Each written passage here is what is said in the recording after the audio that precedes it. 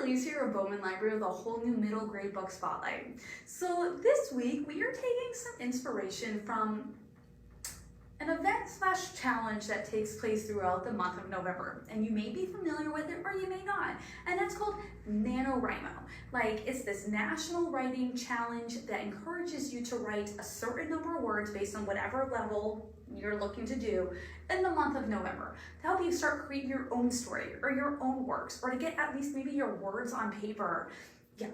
So what we're gonna be doing is we're gonna be taking a look at 6 books today in which our main characters write in some way, shape, or form. Writing plays this huge part of their life, of their character, and that way, maybe it'll give you some inspiration in your writing endeavors, or maybe to encourage you to start writing, or show that if they can do it, there's no reason why you can't do it. So we have 6 amazing books we're gonna take a look at, so let's get started. Our first one is The School Story. So Natalie's mother is an editor for a children's book publisher. When Natalie overhears her mother talking about how there is always a demand and a need for school stories, like written for like elementary, middle, like school kids about school, Natalie decides that she's gonna write a story herself, because who knows school better than a student? Natalie's in 6th grade, she knows exactly what needs to be written. So when she starts out writing the story, she's putting her ideas to paper. She keeps it a secret from everyone.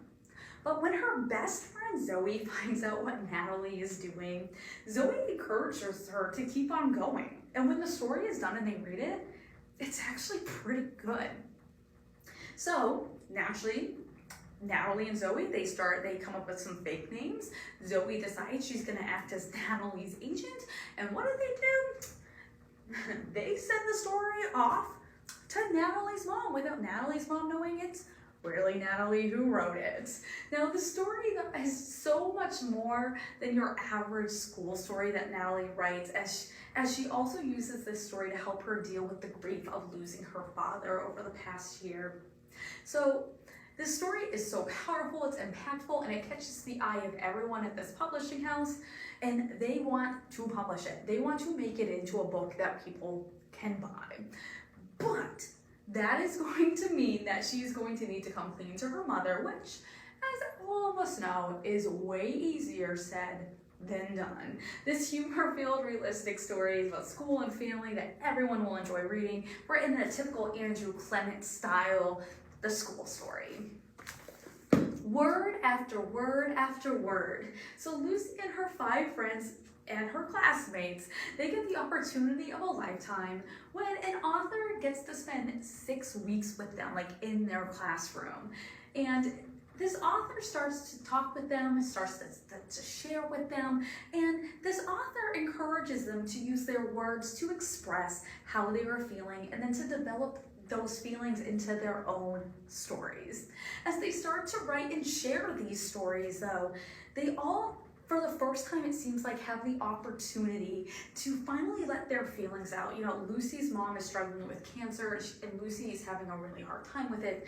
Evie's parents are going through a divorce. Evie doesn't understand why this is happening or why she can't see her dad. Henry is grieving the loss of his dog, which if you've ever lost a pet, you know, yeah. As they pour their lives out onto paper, they soon learn that they are not the only ones going through some trying and difficult times, and they start to realize that they can lean on one another for help and support through their friendships. An amazing story. It is a quick, but it is a powerful read about how words and stories can change individuals and open their lives to others. This is word after word after word. Dying to Meet You. So in the first in a series, author Ivy Grumpy, who again is a former best-selling children's author, he's having a little bit of a rough spell here that we'll get to here in a second. He moves into this new Victorian house in Ghastly, Illinois. The reason why he's here to write his next book in this extremely popular series. People have been waiting for this book. You know, it's almost like, you know, it's been like a really long time and people are starting to get really anxious and antsy for this book. And he's going to this house to write this much anticipated book. But here's the reason, here's the issue. He has severe writer's block. He has no idea what to write. He is stuck. But when he gets to the house, he realizes there's another thing. Not only is he dealing with writer's block, but guess what? The people who he's bought the house from, yeah, they decide they sell the house because they're going off to visit Europe. But instead of taking everyone, they leave behind their 11-year-old son named Seymour, his cat, and there's a ghost that haunts the house whose name is Olive. Yeah, Ghastly, Grumpy arrives, and it is all this going on. Now, here's the other thing. The only person who can see all of the ghosts is Seymour. So Grumpy does not believe in ghosts, and as Seymour and the ghost start to prove him wrong, that ghosts are indeed real, Seymour and Grumpy start to collaborate on a book together about their ghost hunting experiences, hopefully bringing peace to the spirit that still haunts there. This mystery-filled ghost story is one that's more on the lighter side. I mean, there is ghosts, but it's not creepy scary. I mean, like if you want a good, laughable ghost story, yeah. And this will leave you wanting the next one. Again, this is the first in a series. A good chunk of the series is already out. It's on the shelf, so as soon as you finish this one, you're going to want to move on to the second one. This is I'm Dying to Meet You. Jack's Black Book. So 13-year-old Jack Henry decides it is finally time. The time has arrived for him to write a book based on all his crazy and unexpected life experiences and adventures, especially his worst ones, and he can use them to his benefit to get some cold hard cash. So you will be along on this writing journey with Jack as he revisits times like when he's in school and he almost fails his woodshop class because of a poor choice he decides to make, or to the time when he was going to ask out the most beautiful girl in his school. It doesn't go very well. It doesn't go very well. Or there's a time that he sets the kitchen on fire when he's home alone. Yeah. So as Henry brings up one disastrous, disgusting, and dangerous event up one after the other, you will be wondering how Henry is even alive to write these tales into this story that he thinks people will want to read. Now, this is based on the author Jack Gantos' real life experiences. You'll be laughing out loud, you'll be squirming in your seat, you'll be learning what not to do, hopefully. Hopefully you will not do these things to avoid danger and embarrassment, but you will also be, again, you'll be laughing out loud. This is Jack's Black Book. The Glass Town Game. So based on the childhood writings of the Bronte sisters, we meet Emily and Charlotte as they are getting ready to go to boarding school following the deaths of their two other sisters. It's while they are at the train station, though, along with their older sister Anne and brother Branwell, who are there to see them off, that the four of them find themselves not at the station, but on a magic train on its way to an imaginary town that they all created called Glass Town.